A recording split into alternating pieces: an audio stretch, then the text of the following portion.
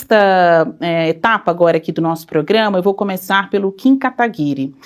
Kim, você acha que investidores, empresários estão com Lula ou com algum candidato adversário, a exemplo de Renan Santos, que é o presidenciável do Missão? Aqui eu gostaria que o senhor falasse sobre estas classificações dentro do eleitorado. A gente falou há pouco dos jovens, dos idosos, das pessoas negras, quilombolas, mas levando em consideração a renda da população e o quanto empresários, investidores conseguem influenciar nos rumos de um processo eleitoral no Brasil. Com quem este eleitorado está hoje?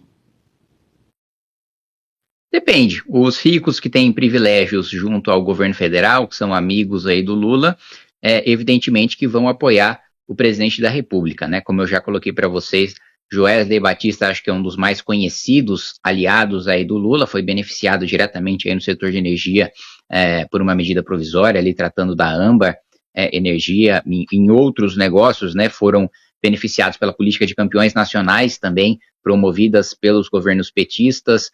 Rubens Ometo também é um aliado de primeira hora do presidente Lula, também já fez doações generosas aí para candidaturas do partido. Então, aqueles empresários que têm algum benefício junto ao governo federal, né, tem aí mais de 200 bilhões de reais concedidos em privilégios tributários, a maior deles começaram no governo Dilma, concedido sai do bolso do trabalhador, do pagador de impostos, diretamente para os mais ricos, neste mandato do Lula, em que tanto se discursou contra esses privilégios tributários, nenhum centavo desses 200 bilhões de reais foram alvo ali da presidência da República. Agora, o médio empresário, né, o comerciante, aquele que tem um bar, um restaurante, uma mercearia, né, esses aí, evidentemente, estão contra o presidente Lula, foram muito prejudicados, né, o setor de serviços, por exemplo, em São Paulo a gente sabe que é uma cidade baseada em serviços, gerou em maio 40 postos de trabalho, não são 40 mil, são literalmente 40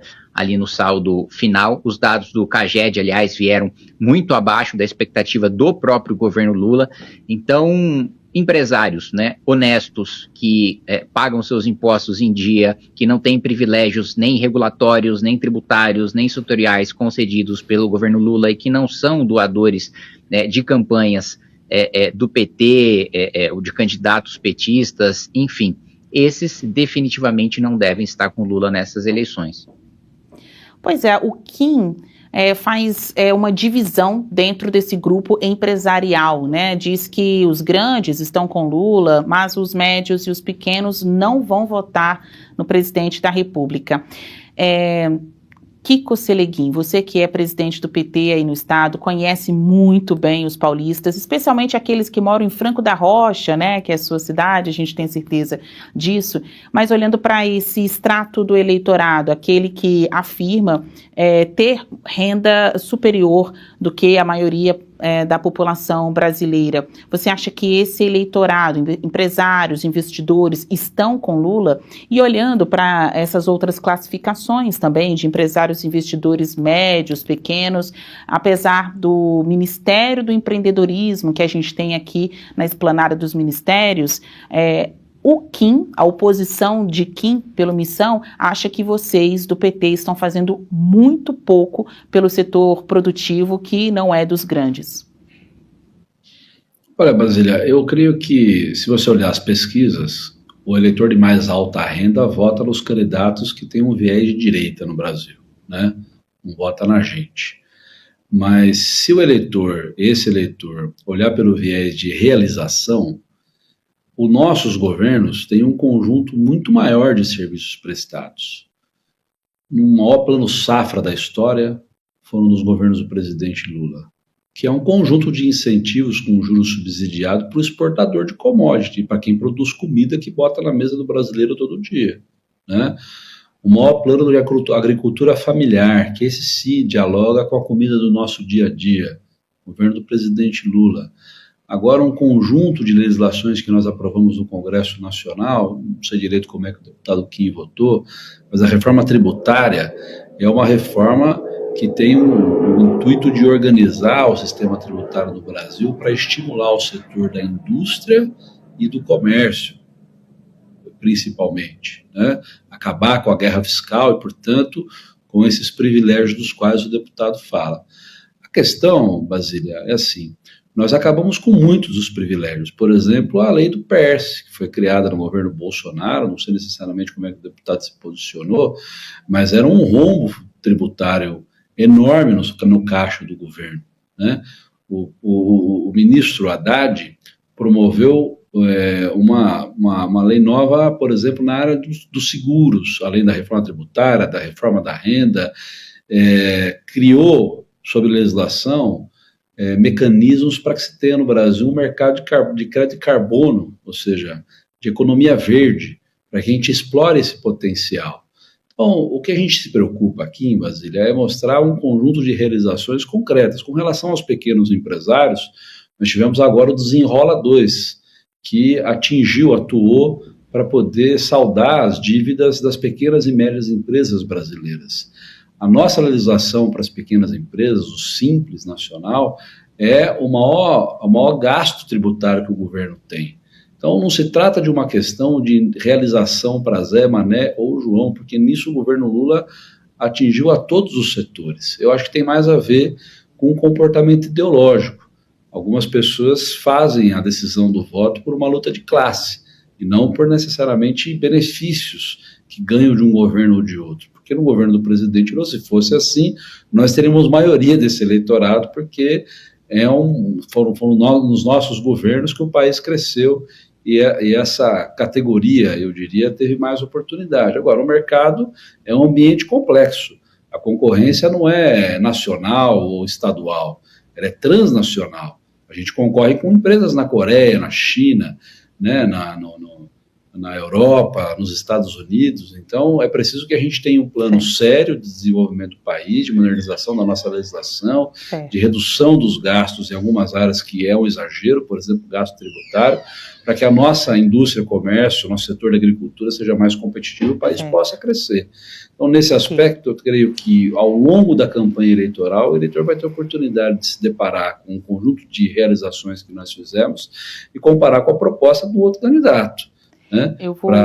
Porque eles já governaram o país e nesse período não teve essa bonança de crescimento, tampouco facilidades por parte do setor empresarial de crescer e se desenvolver. Aqui o Kiko Seleguin faz uma comparação com o Flávio Bolsonaro, quando o senhor diz eles já governaram o Brasil, né, que é um candidato de direita e o mais bem colocado, de acordo com as pesquisas de intenção de voto, nessa disputa com o candidato incumbente, que é o presidente Lula. Kim, não fique com ciúmes de quem mora em Franco da Rocha, porque eu fiz uma pesquisa aqui e eu vi que você é de Salto, né? Tá certo? Do município de Salto. Então você que também é um paulista aí do município de Salto, conhece bem o estado, eu gostaria que o senhor falasse para o nosso público quais são as ideias, então, na área de economia do Partido Missão. O que esperar do próximo ministro da Economia ou da Fazenda, se eventualmente o Renan Santos for eleito? E o que muda para São Paulo, que é o reduto eleitoral dos senhores? Economia pelo Missão de Kim Kataguiri. 2 minutos para você. Bom, primeiro, o maior corte de gastos, né, da história do país, o fim dos super salários, o fim desses privilégios tributários para grandes empresários, corte em emendas parlamentares e a reversão de tudo isso num grande programa de infraestrutura para diminuir os custos de escoamento de produção. A gente propõe aí construir 10 mil quilômetros de ferrovias, que é um modal historicamente aí desprezado, né, desde Juscelino Kubitschek, passando aí pelos governos petistas também, que preferiram o modelo rodoviário e, aliás, criaram esse caos que nós temos entre os caminhoneiros quando jogaram crédito artificial, né, via BNDES no governo Dilma, e aí teve mais oferta de caminhão do que oferta de frete, e a gente causou essa crise que gera greves contínuas por aí, né? Nós queremos adotar um modal mais eficiente, mais barato, menos poluente e que aumente nossa capacidade de escoamento de produção e diminua o custo do Brasil, né? Ao mesmo tempo também, programa profundo de qualificação de mão de obra, tem mais aí de 200 mil vagas na área de TI abertas e que os empresários estão doidos para contratar, pagam bem, têm boas condições de trabalho, mas infelizmente não tem mão de obra qualificada nesse setor que, na minha avaliação, é outro ponto em que o Partido dos Trabalhadores fracassou. Quero pontuar uma coisa importante aqui, né? O PERSE, ele foi um programa de socorro emergencial para bares, restaurantes, para parques, né? Não é um privilégio tributário setorial, como aqueles historicamente concedidos, como eu disse, na maior parte deles com o início do primeiro mandato do governo Dilma. É um benefício temporário para socorrer aqueles que ficaram fechados durante a pandemia, e eu não vejo nenhum problema, não tenho nenhuma vergonha de dizer que votei a favor dos bares, dos restaurantes, dos parques, né? Muitos deles aí são os setores que mais empregam no nosso país, mais intensivos em mão de obra e dos mais prejudicados, né? Dentro de todo esse meio. E a nossa reforma fiscal baixa o juro e soluciona o problema do endividamento no fiscal, que é o problema do país hoje. Solucionando o fiscal, a gente consegue baixar a taxa de juros drasticamente e aí sim solucionar o problema de endividamento do brasileiro, que é o crédito caro, porque nos desenrolas aí que foram feitos pelo governo, antes do Desenrola 1, 60% das famílias estavam endividadas. Depois do Desenrola 1, 80% passaram a estar endividados. Ou seja, o governo não solucionou estruturalmente um problema, sempre tem um remendo que dá uma solução temporária, mas o país continua conjunturalmente e estruturalmente prejudicado. 2 minutos e meio para você também agora, Kiko Seleguinha. A gente nota que você fez o dever de casa, né? Foi até checar os projetos, as leis aí que o Kim votou de maneira semelhante ou igual mesmo à do PT. Eu quero saber, na avaliação do senhor, o que esperar da economia do Brasil e de São Paulo se Lula for reeleito? Eu fui muito franco em não saber que o Kim tinha votado pelo PERSE, de verdade, porque o PERSE foi votado na outra legislatura, eu não sabia. Mas, de todo modo, eu queria só contrastar de maneira muito fraterna para o Kim, porque eles têm um discurso muito raivoso para demonizar programas importantes. Ele falou do ProUni como se isso fosse um grande desserviço para o país. Ele se esquece de falar das milhões de pessoas que realizaram o sonho de virar médico, advogado, engenheiro, contador por conta do ProUni. Tem maus exemplos, é óbvio, em tudo tem. O PERSE é um deles. O maior beneficiário fiscal de um programa que ele certamente votou na maior das boas intenções de poder atingir um setor foi o iFood, que de pequena não tem nada. Então, o problema do Brasil é que as pessoas estão acostumadas a engajar num discurso muito raso, que acusa, que briga, que xinga e pouco, né, se debruçando em programas estruturantes. O deputado Kim, por exemplo, apresentou um projeto, se não me engano, de redução ou de isenção do IPVA. A questão é que o IPVA é um imposto estadual que serve aos estados e municípios. Ele apresentou lá algumas condições para que se aprovar essa lei, mas ele não propõe discutir isso com os governadores e prefeitos. Ele prefere apresentar, fazer um vídeo de engajamento de internet e ficar construindo uma narrativa. Essa é a diferença de um partido estruturado e sério como o PT, que tem um serviço prestado pela população brasileira, que é se debruçar sobre o problema e tentar encontrar uma solução, dialogando com todo mundo.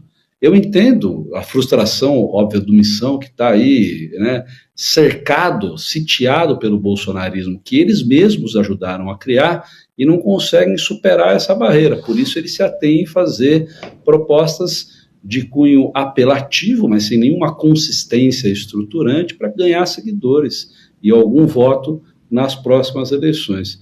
Então, nesse momento, eu não tenho nenhuma dúvida do projeto liderado pelo presidente Lula, que tem os seus defeitos, por óbvio. A gente vai dialogando num ambiente democrático para tentar adaptar, melhorar, superar, ajustar, mas o importante é a gente ter clareza de que o Brasil precisa ser governado por alguém que tenha lastro, tenha realizações e capacidade de liderança política.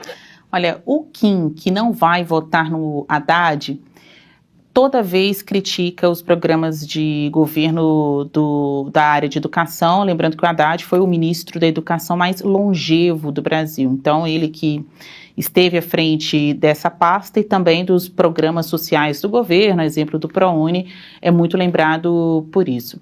O Kiko, que eu tenho certeza não vai votar no Renan, vive associando o candidato do Missão ao partido de Flávio Bolsonaro, ao bolsonarismo. Então agora, vamos dar a oportunidade dos dois rebaterem, responderem ou fazerem aí as suas considerações, quem sabe encontrando vazio nesse argumento do seu opositor. Vou começar pelo Kim.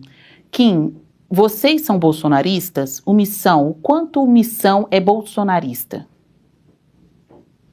Zero. A gente quer, na verdade, que o Flávio Bolsonaro seja preso e, eventualmente, até divida a mesma cela com o Lula, ambos com envolvimento ali com o Daniel Workar. Então, não temos nada com o bolsonarismo. Aliás, eu me lembro da legislatura passada, PT e Bolsonaro votaram várias vezes juntos, né? Votaram juntos na PEC da vingança, votaram juntos no afrouxamento da lei de improbidade administrativa, votaram juntos na indicação do Augusto Aras para a Procuradoria-Geral da República, votaram juntos nas duas indicações para o Supremo Tribunal Federal, né, feitas pelo Bolsonaro, votaram juntos também na PEC Kamikaze, que eu já citei aqui também. Então, várias oportunidades. E eu quero dizer para o Kiko que eu chamei sim os governadores, eu chamei o governo federal e nenhum deles topou dialogar, né? É público que eu fiz uma audiência e convidei oficialmente todos os interessados para discutir essa matéria. Os governadores se negaram a dialogar porque todos eles são contra reduzir o IPVA, o governo federal também é contra reduzir o IPVA, mas eles não querem se desgastar no ano de eleição. Acho que essa é uma diferença fundamental também entre o partido Missão, o bolsonarismo e o petismo. Diferente do bolsonarismo e do petismo, a gente não tem nenhuma vergonha de defender a verdade e defender os nossos posicionamentos, ainda que eles sejam impopulares, principalmente em ano de eleição. A gente não tem nenhuma vergonha de defender ajuste fiscal duro, remédio amargo. O que a gente tem vergonha é de mentir para as pessoas dizendo que o remédio não é necessário, né? Então, sim, né, chamei os governadores e o governo federal para a PEC do IPVA. Foi uma PEC apresentada de maneira absolutamente responsável. Aliás, o que eu mais faço na Comissão de Finanças e Tributação é enterrar e rejeitar projetos do PT, que esses sim, irresponsáveis, porque não cumprem o artigo 17 da Lei de Responsabilidade Fiscal, nem o 113 do Ato das Disposições Constitucionais Transitórias. Ambos os requisitos cumpridos pela minha PEC anti-PVA, que eu convido o deputado Kiko a ler. Tenho certeza que depois de ler e encontrar as fontes de financiamento que eu coloquei proporcionais àquele corte de tributo que vai existir, eu posso até, eventualmente, contar com o voto dele, com o apoio dele, quando a minha PEC for a plenária. Gostou do vídeo? Para mais vídeos como esse, se inscreva no canal Avante Missão Brasil, deixe o like, compartilhe o vídeo e comente abaixo o que achou do corte. Vídeos de segunda a sexta com os temas mais diversos da política brasileira e do Partido Missão.